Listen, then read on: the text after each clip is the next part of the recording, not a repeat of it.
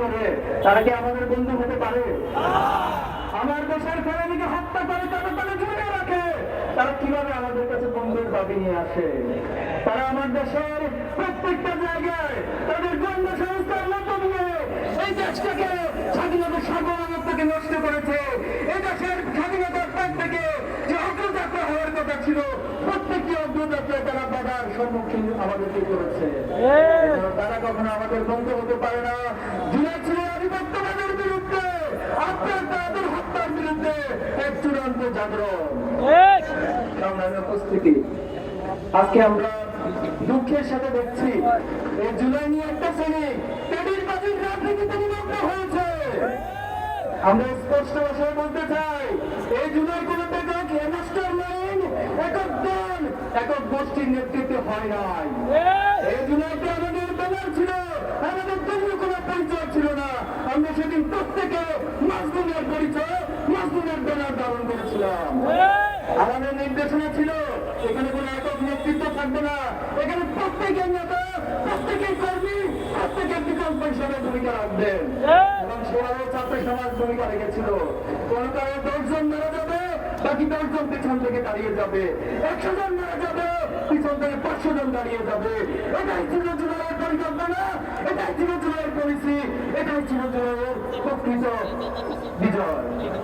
এটাও যারা ক্রেডিট নিয়ে অসুস্থ রাজনীতি করছেন, মেহরবানি করে আপনারা এগুলো থামান। এগুলো থামানোর পর 71 নিয়ে আওয়ামী লীগ যে ক্রেডিটের রাজনীতি করেছে, এর জন্য 71 বিফলে চলে গেছে।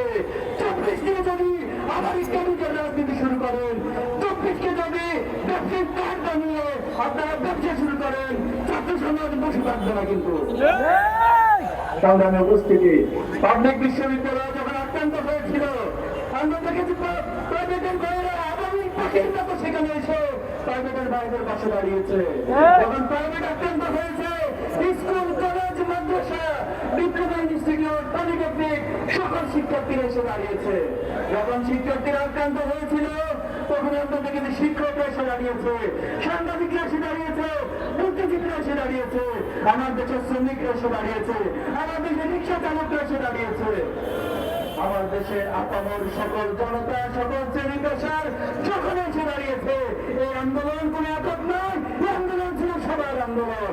এই আন্দোলন হচ্ছে মুক্তিগামী ছাত্র জনতার, বাংলাদেশের আপামর মানুষের বিজয়ের আন্দোলন।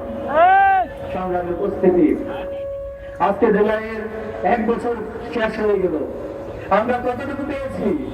আজকে যে গণহত্যার বিচারের কথা সব পরিবারগুলো বারবার বলছে, তারা আত্মহত্যা করছে, তাদের সন্তানের বিচার চায়। কিন্তু এখনো পর্যন্ত আপনারা দৃশ্যমান কোন অগ্রগতি দেখাতে পারেন নাই। 1 বছর পর যে হত্যাকাণ্ডগুলো আমরা চাক্ষুষ প্রমাণ করেছি, যে রক্তের দাগগুলো এখন তত্ত্বকে আমাদের চোখের সামনে ভাসছে, এখনো প্রত্যেক ভিডিওগুলোতে আমরা দেখছি কারা শুট করছে, কারা হত্যা করছে, কারা গুলি করছে। অথচ 1 বছর পর আপনি একজন হত্যাকারীর বিচার করতে পারলেন না। আপনার কোথায় বিপ্লবী সরকার, কোথায় রক্তের সরকার? আপনারা একটা দূরগতি এবং অলস সরকার। সংগ্রামের উপস্থিতি, আজকে গুমের ঘোষণাপত্র হওয়ার কথা রয়েছে। আমরা সরকারের বিভিন্ন সোর্সের মাধ্যমে, তথ্যের মাধ্যমে জেনেছি।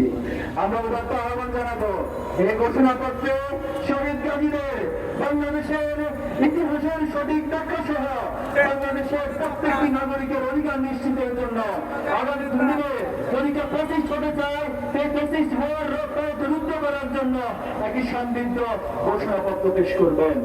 যদি ঘোষণাপত্র নিয়ে কোনো তালবাহানা করা হয়, যদি ঘোষণাপত্রে কোনো ব্যক্তি গোষ্ঠী দলের বক্তব্যের প্রতিচ্ছবি হয়, আমরা ছাত্র সমাজ এই ঘোষণাপত্র ছুপার করে দেব ইনশাআল্লাহ। এই ঘোষণাপত্র প্রত্যেক শহীদবাদীদেরকে স্বীকৃতি দিতে হবে, এই আন্দোলনকে স্বীকৃতি দিতে হবে। আমরা খুব দুঃখের সাথে দেখেছি যে আন্দোলন ছাত্র সমাজ তৈরি করেছিল, যে আন্দোলনের মধ্যে দিয়ে বাংলাদেশের মুক্তি এসেছে, অথচ এতগুলো সংস্কার কমিশন গঠন করা হয়েছে, শিক্ষার সংস্কারের নামে কোনো কমিশন গঠন করতে পারেন নাই। এর চেয়ে লজ্জা, এর চেয়ে দুঃখজনক এই সরকারের জন্য আর কিছু হতে পারে না। আজকে আমাদের ছাত্র ভাইরা সে মানসিক প্রণার মধ্যে দিয়ে এখানে যাচ্ছে, আমরা যারা ভাই হারিয়েছি, আমার বন্ধুকে হারিয়েছি, আমার ভাই বোনদেরকে হারিয়েছি, আমরা এখনো সেই রক্তের দাগগুলো আমাদের চোখ থেকে যায় নাই। অথচ এই শিক্ষার্থীদেরকে নিয়ে তারা মানসিক চাপা দূর করার জন্য একটি বিশেষ ব্যবস্থা গ্রহণ করা ছিল, সেটা করেন নাই। আমরা দাবি জানাচ্ছি অতি সত্বর শিক্ষাঙ্গনগুলোকে শিক্ষার্থীদের উপযোগী করে, শিক্ষার্থীদের নিরাপত্তা নিশ্চিত করে, শিক্ষার্থীদের সঠিক অধিকার নিশ্চিত করে আপনাদেরকে যথাযথ উদ্যোগ গ্রহণ করতে হবে।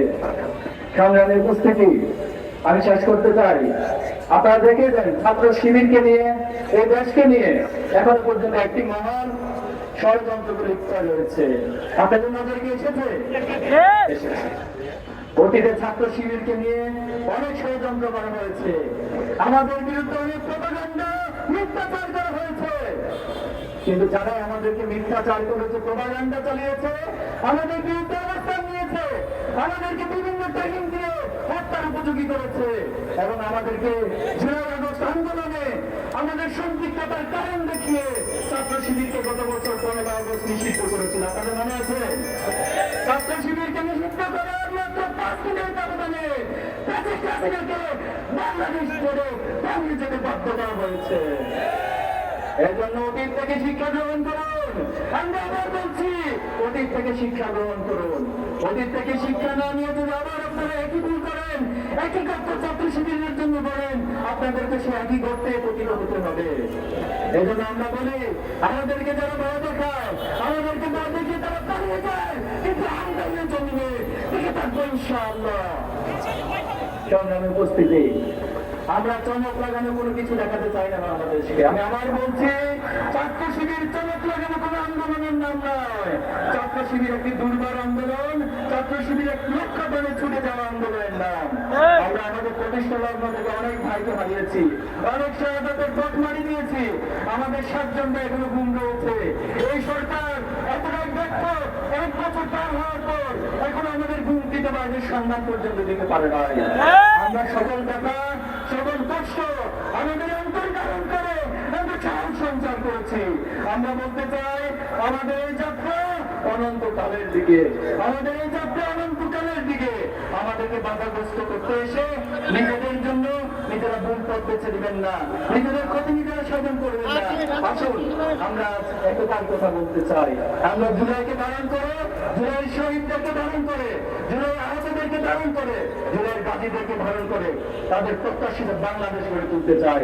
এই বাংলাদেশ বিনির্মাণে আমরা চাই প্রত্যেকটা নাগরিক দল মত নির্বিশেষে তার আদর্শিক ভিন্নতা থেকে, তার ধর্মীয় ভিন্নতা থেকে সে তার নাগরিক অধিকার নিশ্চিত করবে ইনশাআল্লাহ।